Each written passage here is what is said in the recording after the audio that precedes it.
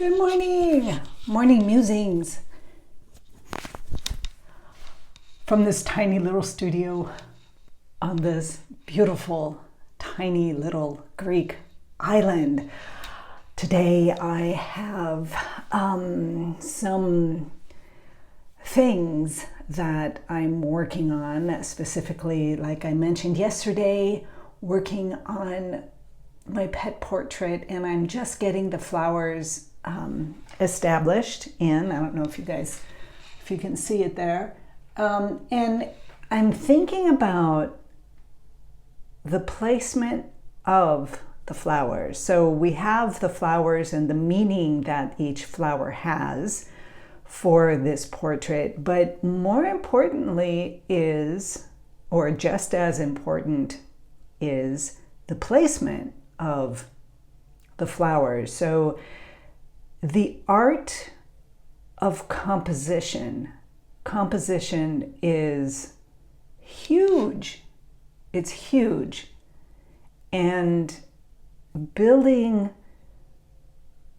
a composition that is visually pleasing, obviously, that's the first thing we want to look at, but one that creates movement in the painting, one that will direct the eye, one that will give that feeling of fluidity in something that is solid and stable and unmoving.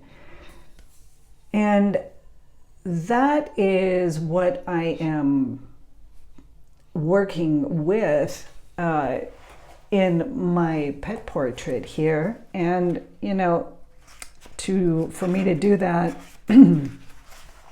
I mean, I do a very basic line in of the shape of the animal, and then the different ways that the flowers might come in, and work in a way that will not only make for a good composition, something pleasing to look at, but something that will also speak on a more subtle level the meanings of the flowers, the certain parts of the characteristic coming out in a certain flower and others being dappled through, playing not such a strong role.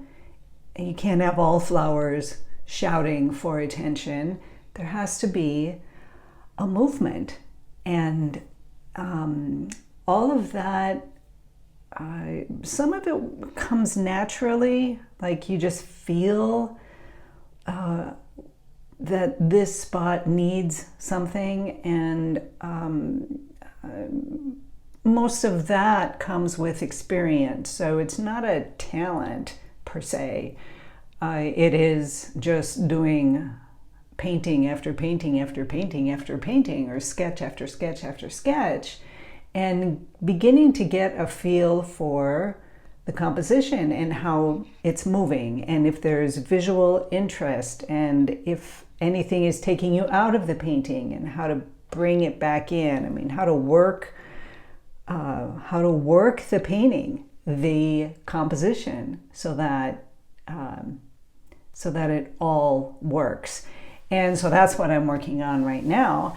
And then you can see I did another video, this part 2 of yesterday's video when I went out plein air painting, and taking the sketches that I did while I was out at the sea and bringing it back to life in my studio last night. And yeah, I filmed it. So here's the thing.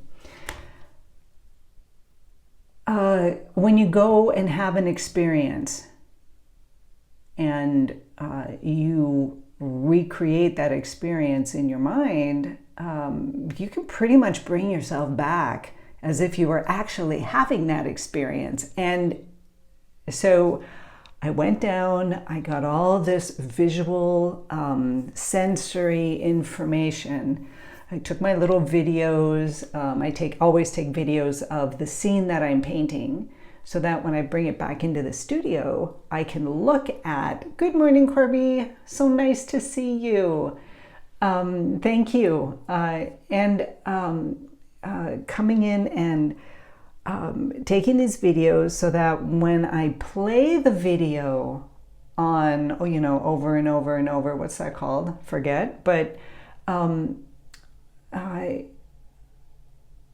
it immediately brings me back to where I was. I may be in my studio, but I'm also back on the rocks, back right next to the water. I can feel the warmth of the sun coming across. I can hear the sounds of the sea. I'm barefoot on the rocks and I know what that feels like. And it all just comes back and I can paint almost like I am actually there. So does that really work? Well, think of it this way. You grab yourself a lemon, you cut it from the lemon tree. You can smell that freshness, that citrus, right? And you take your knife and you cut the lemon in half and you bring it up to your mouth and to take a bite, and we salivate as if we are actually eating the lemon. I mean, your mouth waters. It's crazy. So you don't actually have to be there. If you have had the experience, you can bring it back, recreate it. Your mind doesn't really know that you're not there. And, that is one of the gifts of going outside to paint. And those of you who do go outside to paint, you know this when you come back to your studio or your kitchen table or wherever it is that you're painting, that you can bring it back. And so that's what I do with these paintings. So I've done the first layer, and I'm really happy with it. I really am. If you watch the first video, you can see what I'm painting, and it's like, okay, yeah. It's not this big, beautiful scene that is an obvious painting. No. Oh my gosh. No. It's more like for me, other people go about this differently, but I find the darks and the lights. I'm always looking for the no tan in the scene. And if the no tan is interesting to me, the darks and the lights, the abstract shapes, then quite possibly something interesting can happen in the painting, even if it's not this great, obvious landscape. Sometimes you have an obvious landscape that's really, really cool, and you go and you paint it and it's wow. Other times you have to find and maybe create a little bit that landscape to make it work even better in a painting on your canvas. So that's what I'm working on here. I'm pretty pleased with it, and I actually think I'm going to transform that onto a larger canvas and do the painting. And when I get done with this study and move on to a larger painting, I think I will also film that and maybe put that up for my members on the YouTube channel. So if you're interested, sign up. And going through the stage of having a small study and moving it onto a larger canvas, and anything that changes, and you can watch me go through the painting. I don't know if I'll get to that this month. It will probably be for February. So those are the things going on in the studio this morning.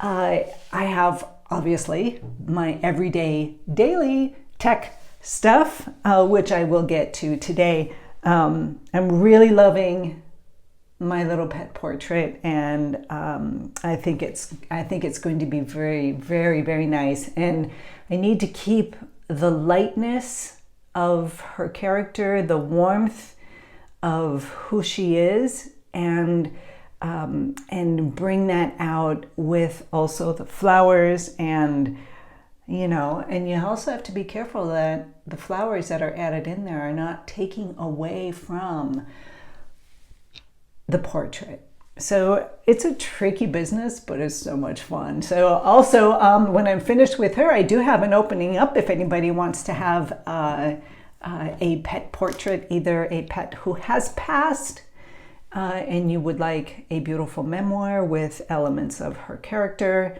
or his character, and or your pet that is with you right now. I love doing them, and they give me very much a beautiful connection with you and with the animal, and then there's the painting and the creating and all of that. So it's like a huge plus for me, a huge plus. Oh, why don't you send me a message? It depends on the size of the cost of the pet portrait, and also if you want it in acrylic or oil. So can you? I'll reply to your comment, or send a comment to me, so I'm able to answer you. Okay. You could go to my website as well. I'll put it in the description, so you can find me if you don't have me here. That'll take about 20 minutes after I'm done with this live stream to get it all set up and to send it out. Okay, so be happy to help you. As soon as I'm finished with her, I'm open for a new one. So that's what's going on today.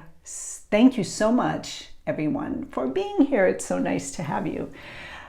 Wishing you all a day of great inspiration and creativity, and a day of really settling in, humming with your own beautiful harmonies and vibes within your own being. So give yourselves lots of love today, and I will see you again tomorrow. We'll have my next video is coming out tonight on Greek time, the set part 2 of this plein air exhibition that I did, and that would be, I guess, afternoons for the States. So with that, I will see you all again tomorrow. Have a great day, everyone. Ciao.